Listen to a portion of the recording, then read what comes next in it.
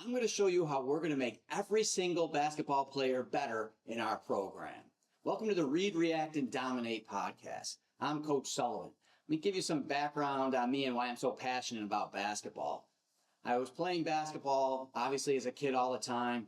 I went on to play 4 years of college basketball as a point guard. So I was already coaching and running a team. From there, I graduated. I became a mathematics teacher while I was coaching. So I was very big on the details, math, analytics. From there, I helped develop an AAU program, and I brought in John Wallace, who played for the Knicks in Syracuse. And we did a lot of great things. We won some major tournaments. And John said that I was coaching just like Pat Riley or Van Gundy. I mean, obviously at the AAU level. And what it was my attention to details. Well, I was like, John, you played for them. So what's next? So he introduced me to Jeff Van Gundy. When I met Jeff Van Gundy, he said, you got to go to Chicago. And at the time, I was unaware what that was. So I called Tim Grover's facility. That's who he was referring to me. Most people know him as Jordan's trainer. Mike Procopio called me, and he said, well, we need rebounders. I said, I'm there. So the long story short, I spent 3 summers there. I worked with a lot of different players, college players, foreign pros, regular pros. And from there, I ended up developing a great relationship with Will Bynum, who was a point guard. And we ended up breaking down, this was not during the summer, this was during his season. We broke down every point guard he was going to play. And we created a whole system on how to defend them and how to beat them, how to score on them, etc. From there, he told me I was giving him better materials than the Pistons staff. And I was like, well, gee, what's next?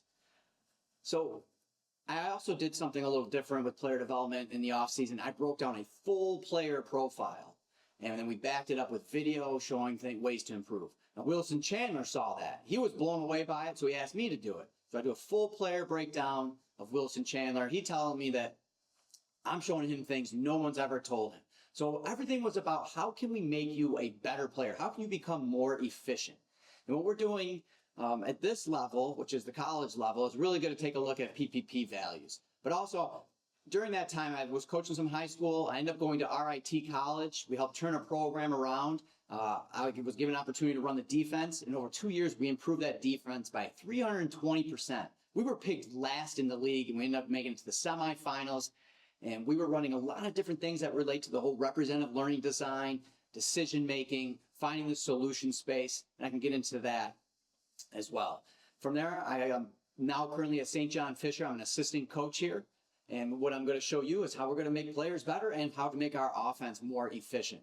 The first thing I want to show you is a PPP sheet and explain what we're looking at. So PPP is your points per possession. So if you get a handoff and you score every other time, you'd have a points per possession of 1. So every 2 times you get a basket, which is 2 points. So we want to look at values that are higher, obviously, and not lower. And this is what helped, redesign the whole NBA and basketball experience with getting to the rim, putting pressure on the rim, the open three-pointer. But we look at transition offense, which is really high because you're putting a lot of pressure on the rim or getting a lot of open shots. Obviously, putbacks, offensive rebounds are high. Cutting to the basket, that's a big one we're going to touch on. Cutting to the basket. When you look at an individual, you have free throws because, right, you're wide open. It's usually caused by a foul, obviously. Cuts to the basket were very high. Putbacks, transition. But in general, your PPP order is foul shots, layups, paint, and open three-pointers. Not on the dribble.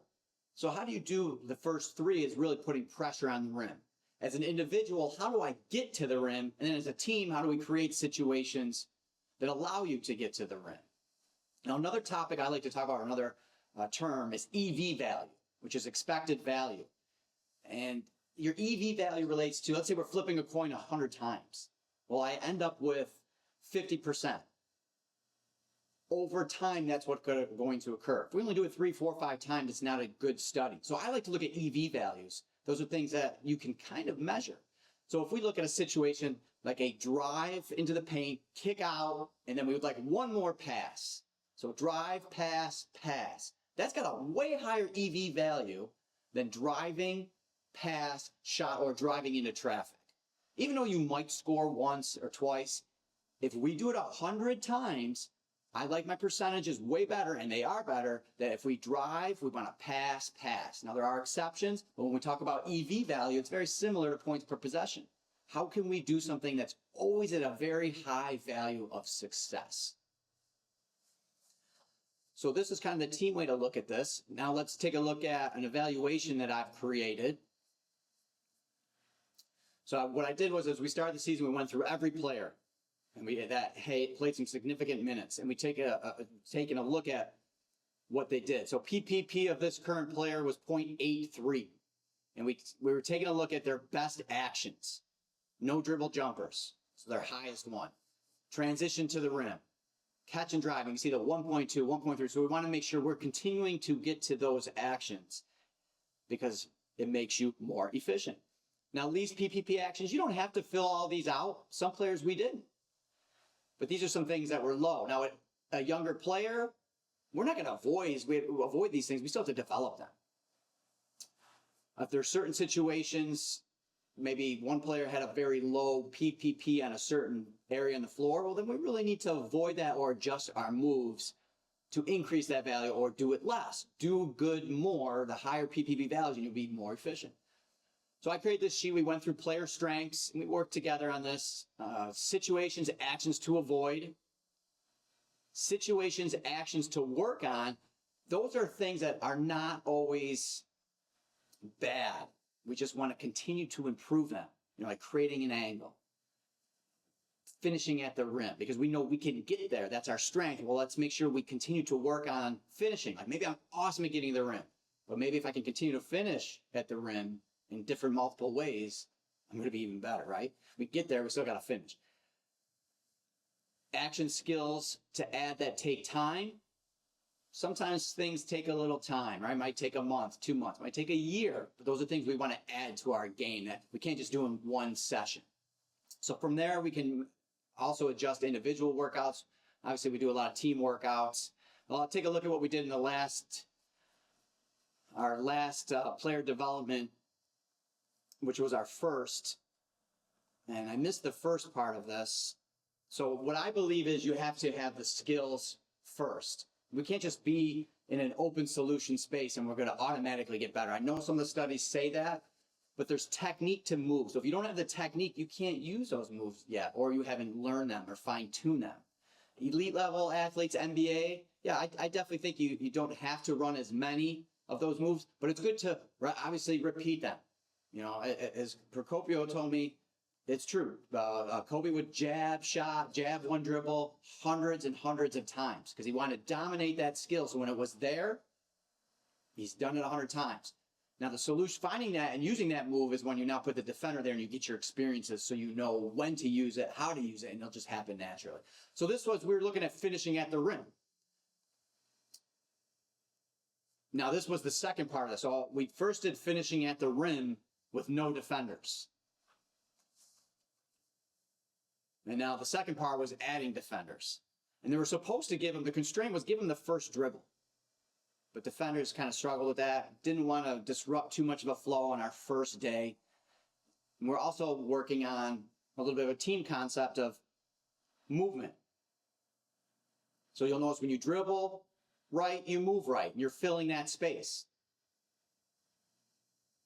And now also when you move, I think this is where I instruct here, don't just run over there. Sometimes you just got to slide with the movement so that you're in position now to catch, square up, score, shoot, evaluate where the defender is. So that was the second part of where we added the defender. We would like them to play against different defense every time, but we didn't want to press that too much. Now here's the second part of, now we're looking at, let's just space out. Sometimes you'll notice in a game, the guy will catch the ball up top and the guy's right next to him, he doesn't space out. That's what we're trying to simulate.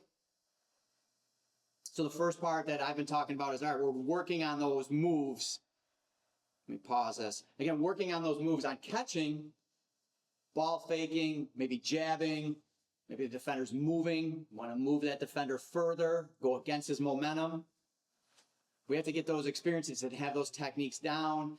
And definitely more in the college world, we're going to have to rep that, kind of supplement some traditional workouts. We can do that prior to practice and other times. Now, the third part of this now is the representative learning design. How can we make it game-like?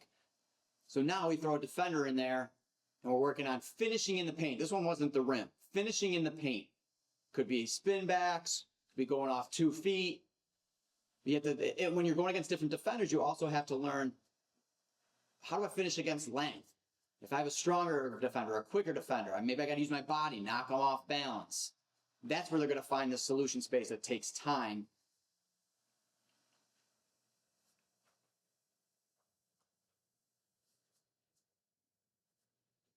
So as you can see, what I'm going through is kind of a step-by-step on how we're going to make our players better. The first thing I wanted to do is work on some of those skills, put them in the game action. And the third part would be the representative learning design is, now let's throw defenders in there and give them constraints or rules so that we have to force that situation to occur. And that's how they're going to get better in those situations, not small-sided games. So I want to hear from you. What do you think of this? Any examples you have, thoughts on this? So on the YouTube, please subscribe. And if you have any questions, again, you can reach out on X or anywhere where you're seeing this video. I'm Coach Sullivan. We'll see you next time.